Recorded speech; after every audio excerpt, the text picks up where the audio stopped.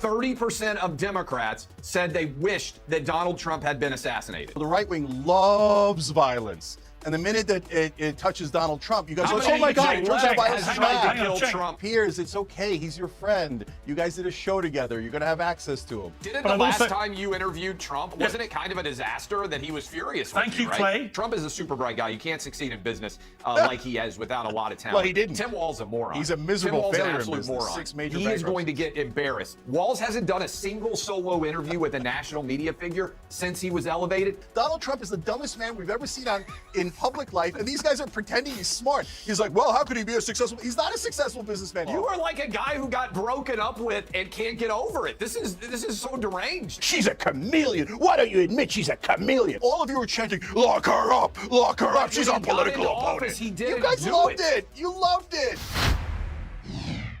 Until this weekend, border czar Kamala Harris was last seen at the US-Mexico border in 2021. She's previously explained her failure to visit by pointing out she hasn't been to Europe either. She also derided Donald Trump's border wall as a medieval vanity project. But that was the old Kamala. Kamala the chameleon is suddenly getting tough on illegal immigration, and she wants everybody to know about it. But is anybody buying it?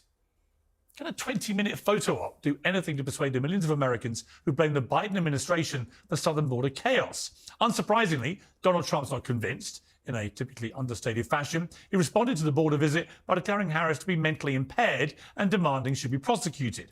But joining me to discuss all this, and look forward to the vice presidential debate on Tuesday, is the founder and host of The Young Turks, Cenk Uygur, the commentator Claudia Conway, the founder of Outkick, Clay Travis, and the director of new documentary Vindicating Trump, the conservative commentator Dinesh D'Souza. Welcome to all of you.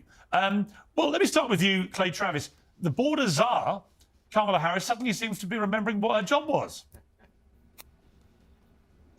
I think it's a sign, Piers, of how much she's in trouble, that she went to Arizona, that she has reversed every policy she's basically stood for her entire political career. Remember, this was a woman who, when she was running in 2019, Piers, didn't just say she basically wanted a wide open border.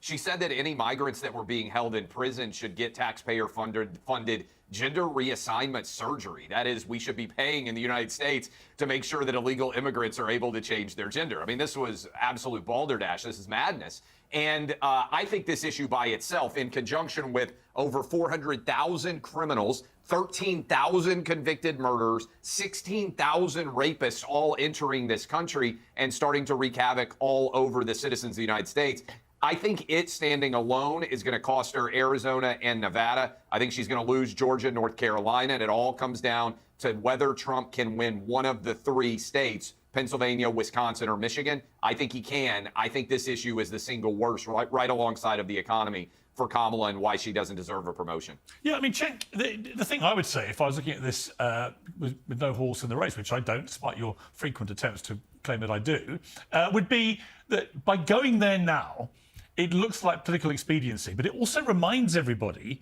just how bad the southern border crisis has been under the Biden administration. It's indisputable. The numbers don't lie. Surely it was a tactical error to suddenly go down there and pretend you really care when you haven't been there in nearly 4 years. Yeah, no, you're not biased against her at all, Piers. You just called her Kama Chameleon, but okay. Well, she is. The border issue. That doesn't mean to sound partisan. She just is. She is a chameleon. Okay, sure. You don't agree? Well, hang on. You don't agree with that? No, I don't. You don't think Kamala Harris deserves the title Karma Chameleon for repeatedly U-turning on previous positions? Seriously, Cenk? Seriously? So hold on. No, you hold on. First of all, answer me. Piers, I'm not going to agree to your rando nickname for Kamala Harris. What the issue Do you not think she's being chameleon-like? Hold on. Can I answer the question? I brought up the issue that you're biased against her, and then you proved me right by saying, she's a chameleon. Why don't you admit she's a chameleon? Meanwhile, we have a mentally disabled person running against her, but we'll get to that. So in terms of the border, look, all of this is silliness. I don't do the usual partisan stuff. So first of all, on immigration, the Biden administration did not do a good job for at least a couple of years in between. The numbers have come back down now. But in putting her as in charge of any portion of the border was Joe Biden throwing her under the bus. They had nothing to do. She had nothing to do because he wouldn't let her And so I don't think that the Democrats have covered themselves in glory on the issue of immigration. I think going down there for a photo op and just looking at the border is just so meaningless. Every stupid politician does it. It gains them nothing. The media shouldn't feed into that. But finally, I think that people have to admit, Kamala Harris came to Donald Trump's position. I'm not thrilled about that, but that's a fact, right? And then Donald Trump said, oh yeah, I don't want my own position, because he wanted to help himself in the election rather than protect you guys. He cares more about himself than the voters every single time. And there is no excuse you guys have for Donald Trump killing his own immigration bill other than his greed and his selfishness and his narcissism. Dinesh, your response to that. And welcome to Uncensored, by the way. I think that Kamala Harris going to the border is part of a strategy in which she is relying on the media to do work for her. And here's what I mean. The ordinary American is not happy with the way the country is going. And normally this leads to throw the bums out because the people who are in power are doing a bad job. But the one thing the Democrats have is virtual unanimity in the mainstream media. And so they're counting on a narrative that basically says to the American people, don't believe your lying eyes. Don't believe your pocketbook. Don't believe the crime that you see in cities. Don't believe the hordes of people swarming across the border, the reports of criminals. Instead, accept this portrait of a new and improved Kamala Harris that we're going to give you, this smoke and mirrors, this Kamala at the border talking tough. So they're counting on this fictional portrait, this movie portrait of Kamala Harris to trump, if I can use that term, the observations and experience of the American people. They're counting on the American people being complete and total suckers. Okay, Claudia, welcome to Uncensored to you too, two debutantes today. The American people apparently need to be complete suckers to buy into what Kamala Harris is now doing on the border. I think there's some truth to that. I think that immigration is her worst topic, in my opinion. I think that the Biden-Harris administration, what they've done with immigration has been abysmal. And I think that we can't really call her a chameleon. If we're going to call her a chameleon, we have to call Trump a chameleon and J.D. Vance a chameleon and everybody else a chameleon, because but I would. they're all flip-flopping. Hang on, I would. Yeah. Cheng Exactly. wasn't smart enough or calm enough to ask me. You have done. So let me just, for the record, I think they're all pretty chameleon-like. Trump has U-turned on many things. Right, so is J.D. Vance, not least calling Trump Hitler. So yeah, I think they've all got a chameleon trait. It just so happens, and that Boy George is actually a friend of mine. That you only name Kamala. Well, no, because Kamala Chameleon obviously sounds very similar to Karma Chameleon, which was the big Boy George hit with Culture Club. That's why she's called Karma Chameleon. Yeah. If Trump was called Kamala Trump, he'd be called Kamala Chameleon because it would go better with the song. That's the only reason she's got the name. But they're all quite chameleon-like, in my opinion. Well, it's true. Yet conveniently, you found no derogatory nicknames for Donald Trump or J.D. Vance. You just happened to find one for Kamala Harris. I've just said to you. It's okay, Piers, it's okay. He's your friend. You guys did a show together. You're going to have access to him. We get it. You want Trump to win. Let's move on. I've said none of those things, other than I'm happy to say Donald Trump's been a friend for 20 years. But the last time you interviewed Trump, wasn't it kind of a disaster that he was furious with you, Thank you, Clay. He actually issued 4 statements from the office of the presidency, or he was obviously just out of there. He issued 4 official statements lambasting me as so dead I was catching flies. So our friendship has had rocky periods, but ultimately, yeah, Trump has been a friend of mine a long time. I have friends, Cenk, you may not understand the concept of this. I have friends who sometimes I disagree with them. You know, you're one of them. I understand that better than anyone. Let me come back to Claudia. If you're waiting agree. patiently, Claudia, finish your point. I think that her going to the border at this time is a little performative, and I focus on the Gen Z vote. And immigration is not as important to Gen Z voters as it is to all registered voters. It ranks about 61% of voters rank it as very important. But with Gen Z voters, I mean, they're not really looking at this, but I'm looking at this and I'm saying, why? You know, her campaign's been pretty smart, but, you know, back to what everybody else was saying, I think this was just a little ploy for the campaign, just going to Douglas, Arizona and saying, hey, I'm at the border. You know, many Republican Congress people were upset about this. Yeah. Yeah, I don't think it was a good move. No, I just think it looked, as you say, performative. Clay, Trump's been giving a number of speeches in the last few days, which contained, you know, the usual greatest hits, but also some slightly insane moments. Let's take a look at some of the stuff that happened at the weekend. Joe Biden became mentally impaired. Kamala was born that way. Okay.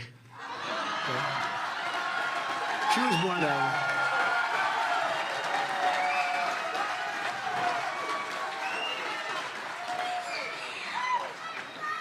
And if you think about it, only a mentally disabled person could have allowed this to happen to our country. Anybody would know this.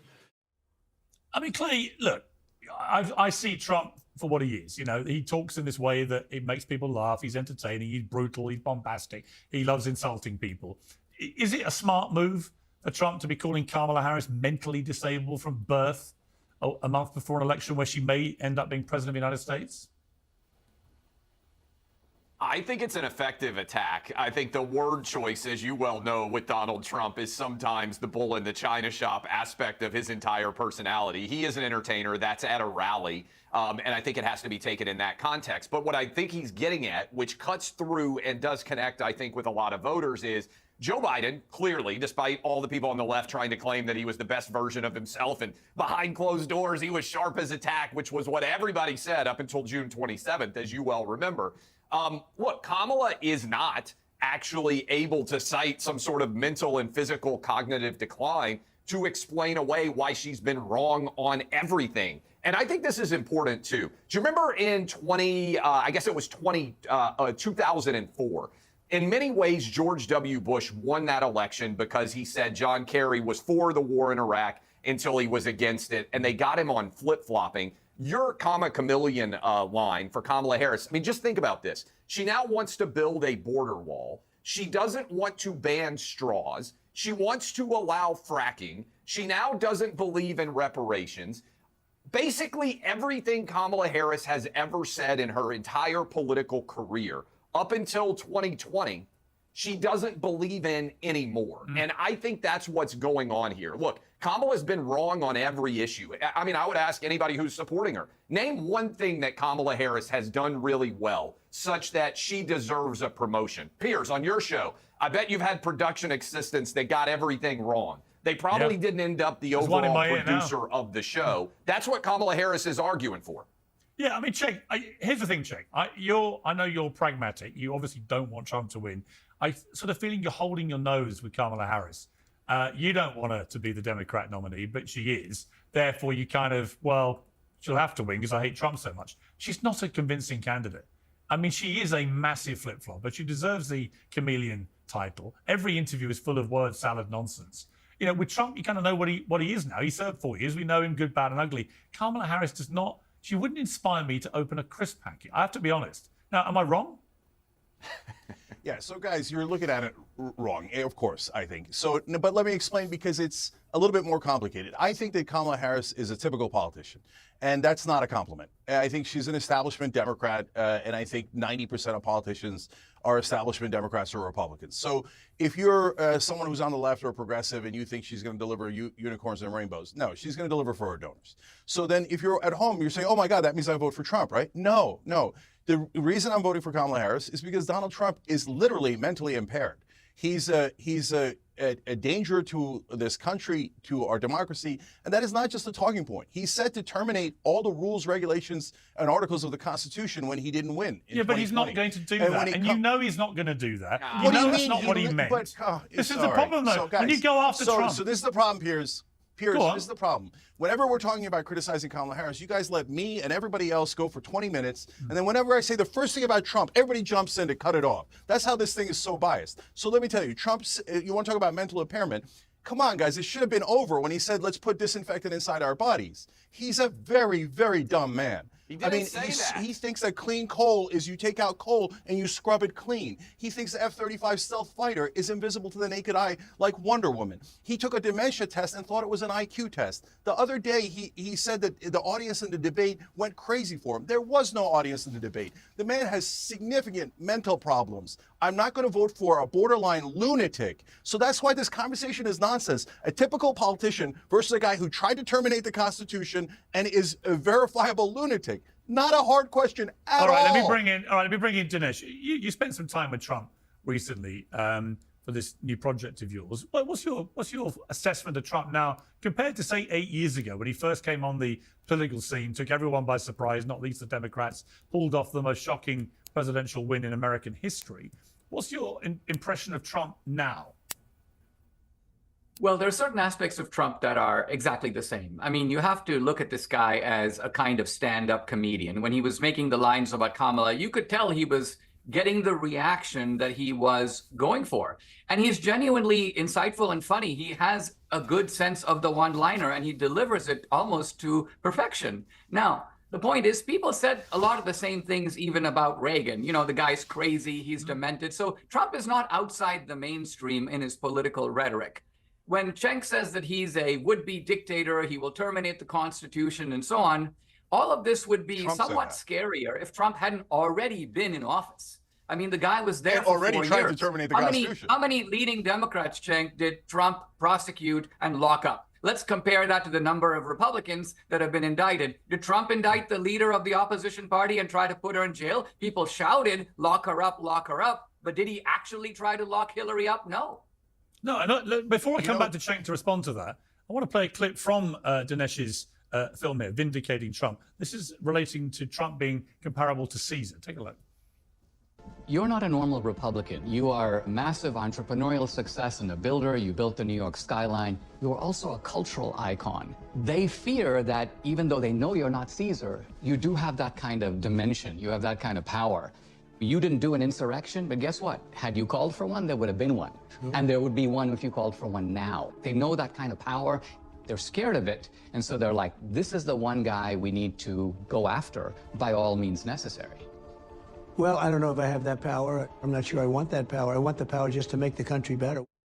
I mean, Cenk, that would be my point, which is if Trump was going to do all the things you claim he's going to do, he'd have done them. Yeah, but he did. It's you guys pervert reality in a way that is amazing. You pretend that he. Can you stop saying you guys? Oh, can I? Dinesh has just said that. You just did it, Piers. How do I not what? include you when you just did it? I literally Can said, I answer the question? You said that Trump wants to undo every part of the Constitution. I'm telling you that is completely insane for you to say that. Utterly nonsense. You're insane. He's never You're going a to do it. lunatic. He's not going to do it. You know it. I know it. Okay, guys, let me just address the audience. Okay, these guys are trying to brainwash you into forgetting the things that Donald Trump actually did. He actually did January 6th. They actually did rush the Capitol. They did get inside the Capitol. People did die. He did say, let's terminate the Constitution when he didn't win. He did have a 3-hour meeting about installing martial law and rolling out the tanks. Everyone in his administration said they would resign immediately if he did that, which General Michael Flynn suggested. He actually, when his chief of staff said, your fans are looking to murder your vice president, he said he deserves it. So you guys are pretending he didn't do these monstrous things, which he already did. Actually, and Cenk, Piers, if you ask me why I'll never vote for Trump, because he hates America, and he already proved it. When he lost, he said, my government, I'm going to smash it to pieces if I can't have it, because he's a spoiled little baby. You're pretending like it didn't happen when it already happened. Had you read or heard anything I wrote or said about January the 6th, you know exactly how I feel about it. But you Why did you just pretend that it didn't happen? No, I didn't. You're like, well, he didn't do it. He did do it. Well, the arguable point, which needs to be argued in the court of law, is whether he inspired an insurrection, right? He vehemently denies that. You say he did.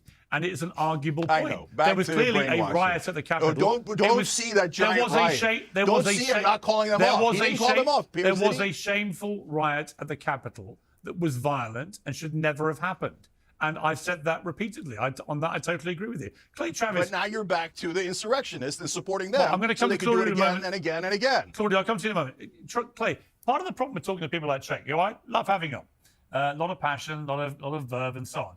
But once he gets talking about Trump, he literally goes mad every single time. He sounds like nuts. He sounds Totally like the very nuts. lunatic he's talking about. America, Trump already tried Sorry, a your coup. name isn't He had Clay, fake Cenk. electors. Your name isn't He Clay. had fake Look, electors. he sounds I These asked guys the are question lying to to you, Clay. pretending he's normal. Jilted girlfriend who's been cast aside. Look, let me say two things that are important here. From who? One, pre-COVID. I don't like any Let's of them. go to early February 20. I appreciate that, actually, because there are a lot of awful, dumb politicians. We can agree on that. And in fact, there's way too many all over the world, especially in America. But let me start with this. February 2020, before, in my opinion, COVID leaked from a Chinese lab, which, by the way, you weren't even allowed to say because the Biden administration tried to censor everybody on social media. And now suddenly everybody's aware that that's the most likely outcome. Although Clay, hang on. Clay, hang on one sec. On that one point, the biggest study was released quite recently, which did seem to suggest that the most likely cause actually was from the wet market. Just for the record. that was the biggest independent study. I completely disagree with that theory, but let's put that aside for a minute. February of 2020, the United States had 1.4-ish% inflation. We had 2.5% mortgages. Black, white, Asian, and Hispanic real wages were up. It is the case that the American economy had never been stronger since we whipped Piers's boys back in the good old Revolutionary War and became an independent country. It's when our Never king had more pulled the people chain been on us. living in a better manner than in February of 2020. Second part, okay, so a lot of people are looking at this and saying this is an economics election. Trump had the greatest American economy of all time. Everybody was doing better. I think that's why so many people are yearning for that era in many ways. Second part of this, I agree with both of you. January 6th, when people riot, whether they're Republicans, Democrats, or independents, there should be consequences and they should be prosecuted. Here's the problem. For 6 months, BLM effectively took over much of American cities and virtually nothing happened to them. Kamala Harris, the tweet is still up, raised money for the people who were burning down Minneapolis to bail them out. She argued we needed to defund the police.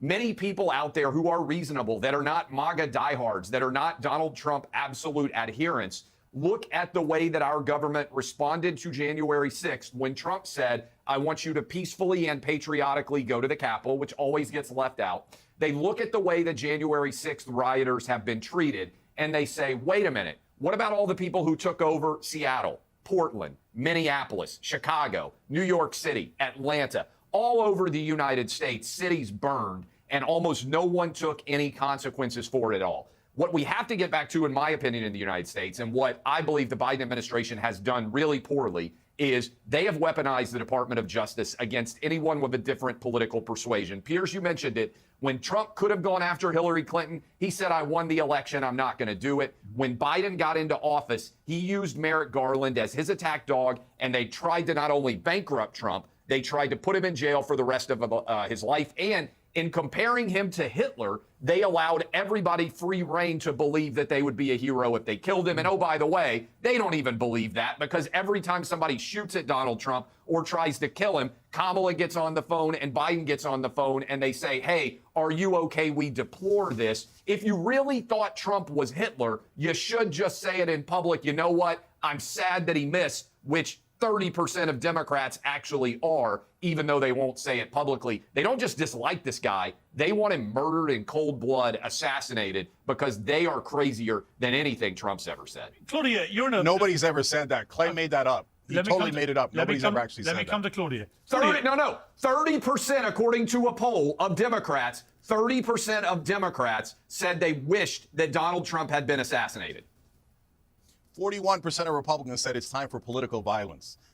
Republicans openly have been talking about Second Amendment remedies for people that they disagree with. They've been egging on violence. Donald Trump laughed about how Nancy Pelosi's husband was smashed in with a hammer. So the right wing loves violence. And the minute that it touches Donald Trump, you guys go, oh my God, it turns out violence is bad. Kill Trump twice in the last 2 months. Let me ask Cheng. I thought Clay raised a very good point there about the utter hypocrisy between the Democrat view of January 6th and the Democrat view of the BLM riots. Either you oppose rioting full stop, or you don't. And the way that the rioters for BLM throughout that period were treated compared to the January 6th rioters was clearly demonstrably different, wasn't it? So why? My question is why? No, why were they it wasn't. treated differently? Okay, no, let me explain a couple of things. So first of all, yeah, I agree that we need to be absolutely consistent. So sometimes people will lump in two different groups of people on January 6th. There's the people who went and, the much larger crowd that went and spoke, watched Donald Trump speak on January 6th. Most of those people did not go to riot at the Capitol. Then there's the people who rioted. So whenever it reaches the people who just listened to the speech, I go, whoa, whoa, whoa, whoa. No, they just showed up to listen to his speech. They didn't do anything wrong. But when you go and you smash into the Capitol looking to murder Mike Pence and Nancy Pelosi, obviously you've done something massively wrong. Now, when it comes to the BLM situation, the original protests were like the original people listening to Donald Trump. They came out because they were deeply concerned about the injustice against African Americans in this country, and they were right. Then at some point, a smaller group of people committed violence.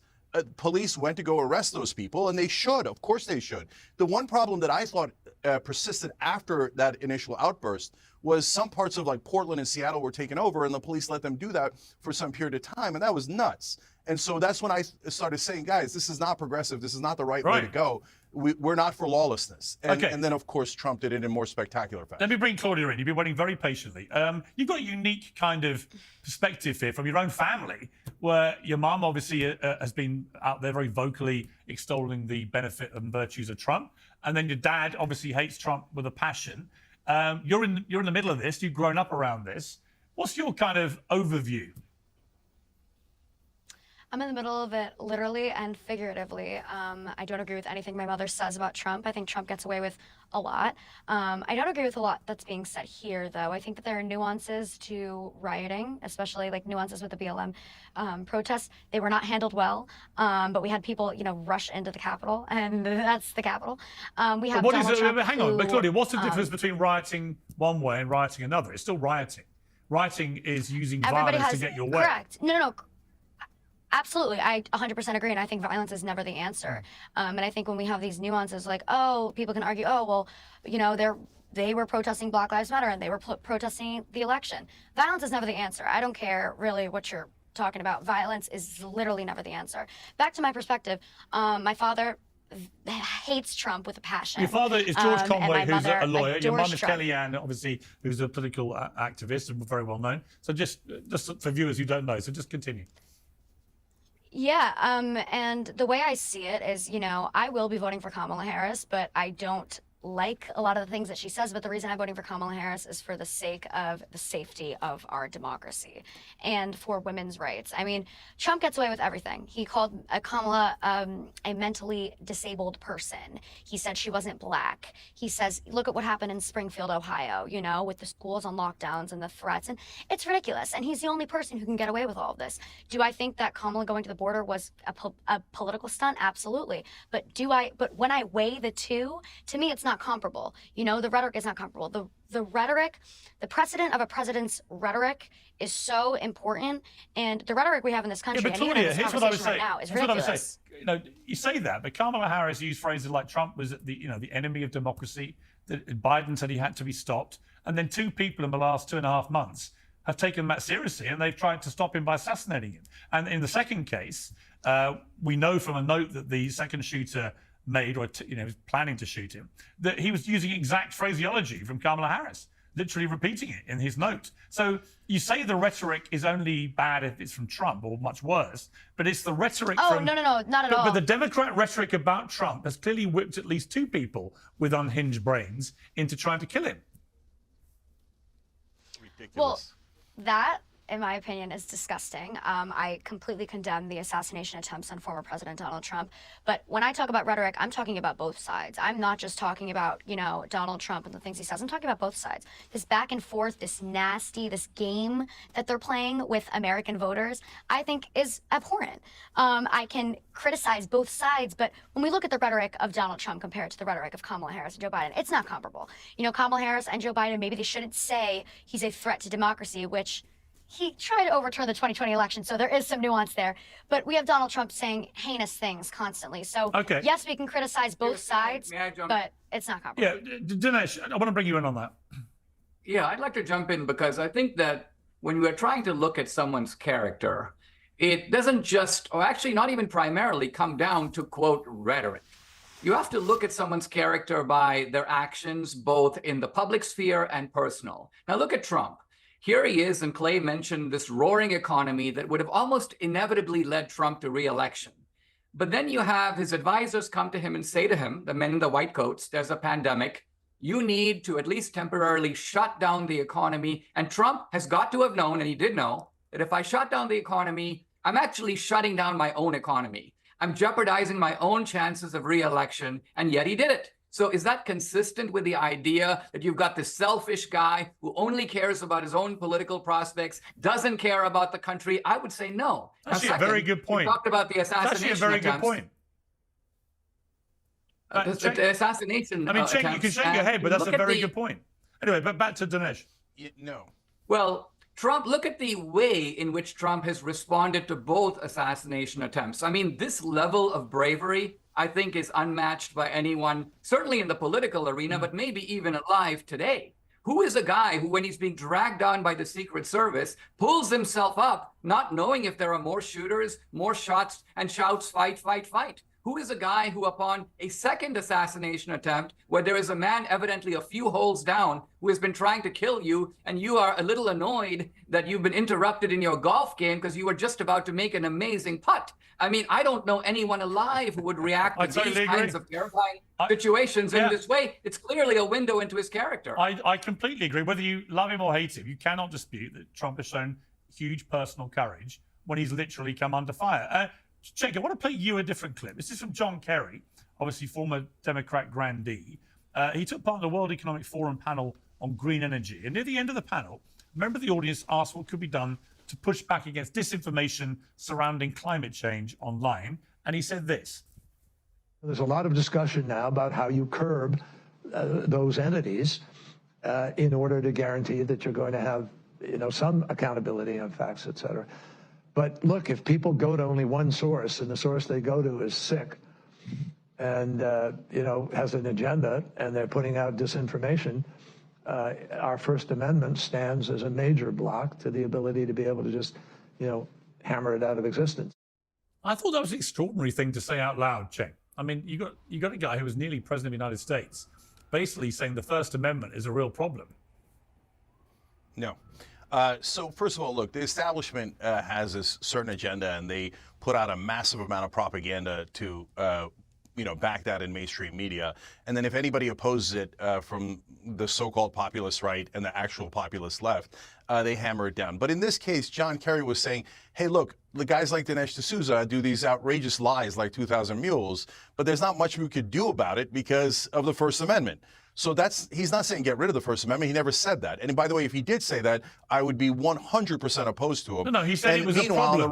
Meanwhile, the right wing, they're saying arrest all the protesters who protest Israel. Donald Trump is saying, hey, Google and Facebook, I'm going to imprison you guys because I don't like what you're doing. Washington Post, he threatened to shut them down because they criticized them. He doesn't believe in the First Amendment. He doesn't believe in any of the Constitution. That's what he thought about, and he declared out loud that we should terminate the entire Constitution. All right, so if I thought John Kerry was 10% of Donald Trump and how much he hated the Constitution, then I would be opposed to John Kerry. But I don't think he said that at all. Clay, I thought it was a pretty sinister thing for him to say, actually. I agree with you, Piers, and I got a couple of things here. One, to me, and I respect Claudia's opinion, I respect Cenk's, even though he probably doesn't respect mine or Dinesh's, because I believe in the First Amendment. And I believe it is the single most important right that we have in the United States. And I believe that if you're only going to be a single issue voter, to me, supporting the candidate who endorses the marketplace of ideas to the largest degree is the candidate you should be voting for, and that is clearly Donald Trump here. Kamala has said that there needs to be more censorship. No. Kamala Harris has said that there needs to be more censorship. She demanded that Donald Trump not be allowed to have a Twitter account. Even Elizabeth Warren wasn't willing to go that far. She is radical when it comes to restricting speech. Let me also build on something Dinesh said, because I think it's important, because I think it goes to the heart of the argument that somehow Trump is going to be a dictator. In any of our lives, there has never been a point in time when the American public as a whole has more relinquished its freedoms than in the early days of COVID. In March and April and May of 2020, the amount of power that was undertaken by the federal government and was voluntarily relinquished by the American public to a large extent was scary. I want to hammer this because I think it's so important. There has never been a point in time in any of our lives, maybe other than right after 9/11, when a president could have adopted more dictatorial powers and taken a greater expansive role of control over the entire country. What did Donald Trump do then?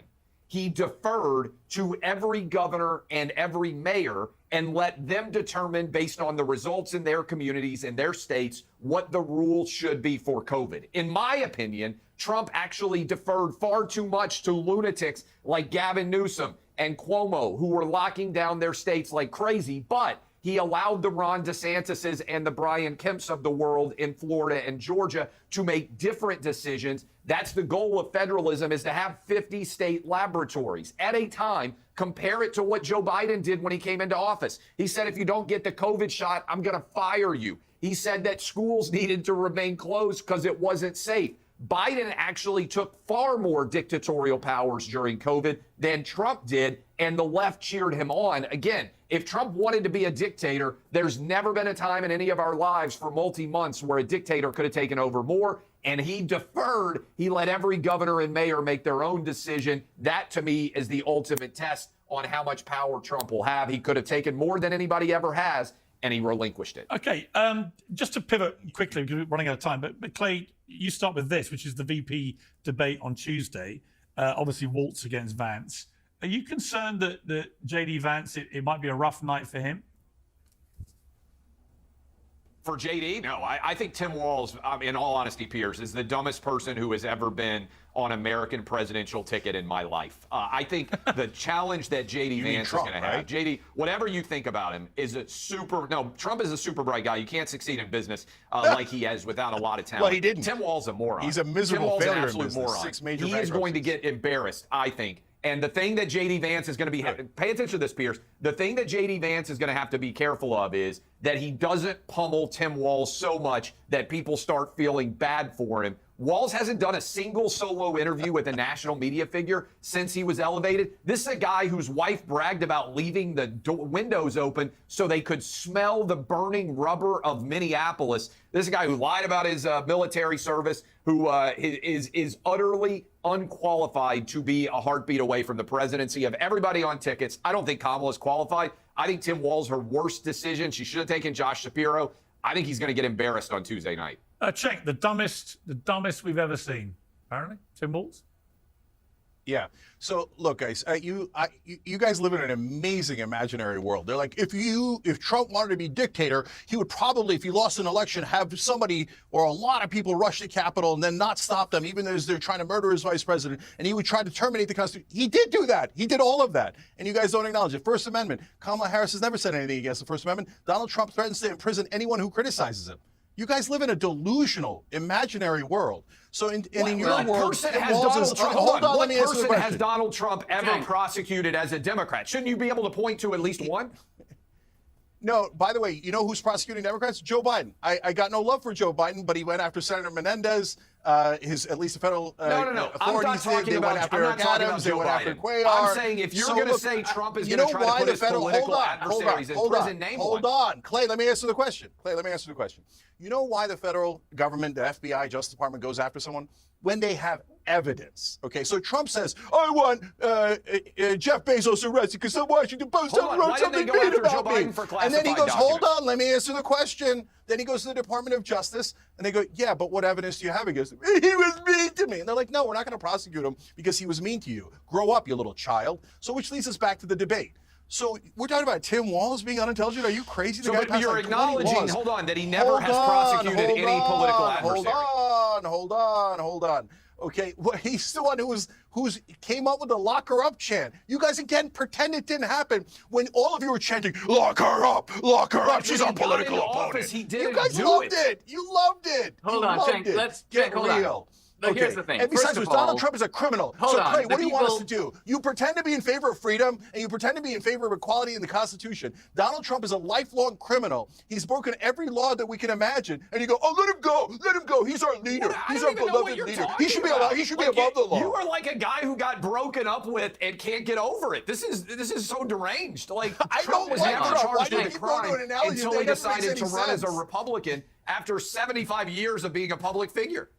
All right, let me bring in. Trump Hang because on. I've always known he was a pea-brain little idiot. Donald Trump is the dumbest man we've ever seen in public life, and these guys are pretending he's smart. He's like, well, how could he be a successful? He's not a successful businessman. 6 major bankruptcies. The moron built 3 casinos He in the had same a city. successful They all went television bankrupt. show. He's built tons He's the of only buildings. hold What on. has Yeah, he had a Kamala Harris television done? show What where has he Joe yapped Biden like he done? always They does. never made a And living where the outside of the producers fed him government. lines.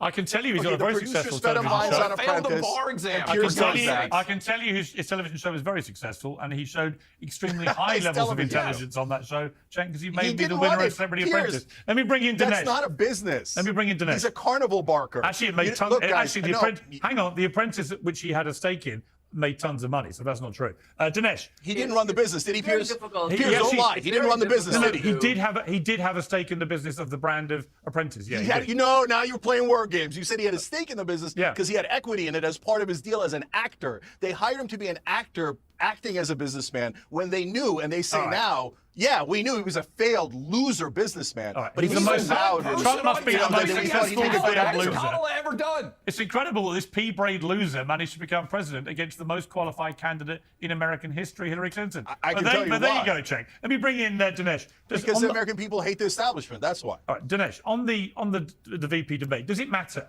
what happens on Tuesday night? Does it have any real consequence? I think it does, in part because, well, certainly in the Trump case, Trump is well into his 70s. I do think that people are thinking a little bit beyond Trump. I think that the question is whether J.D. Vance will sort of inherit the Trumpian mantle, so to speak. I think the debate's going to be a contrast in styles. And that is to say that Tim Walz is clearly a kind of over-the-top a populist from the left. He gesticulates wildly. He's the kind of guy who tries to make, expressions of being an ordinary guy who fixes his own car. And now J.D. Vance is a little more cerebral. And this is in a way a contest for whose rhetoric is actually going to speak more to the white working class. And that appears to be a key swing constituency in the election. So it's two populists, one from the right and one from the left, with two different styles appealing to the same group of people. I totally agree with that. Claudia, final word to you. The VP debate, do you think people of your generation, do they pay much attention to the VP debates, do you think? Absolutely, and so much more than other years and other elections. Historically, we haven't seen that a vice presidential pick has much impact on the election. But this year, I mean, it's different. Everybody's eyes are on Tim Walz and what he's saying and what he's doing with his cars, and everybody's eyes are on J.D. Vance and what he's saying about this person and that person one day. And tomorrow, I do agree. I think that Josh Shapiro would have been a much better pick, and I think he would have killed J.D. Vance in a debate, but that's not the situation we're in right now. So I'm a little concerned for both of them, quite frankly, but excited to see what's going to happen. All I would say is that before the presidential debate recently, I was utterly convinced that Donald Trump would flatline Kamala Harris in that debate, and I was completely wrong.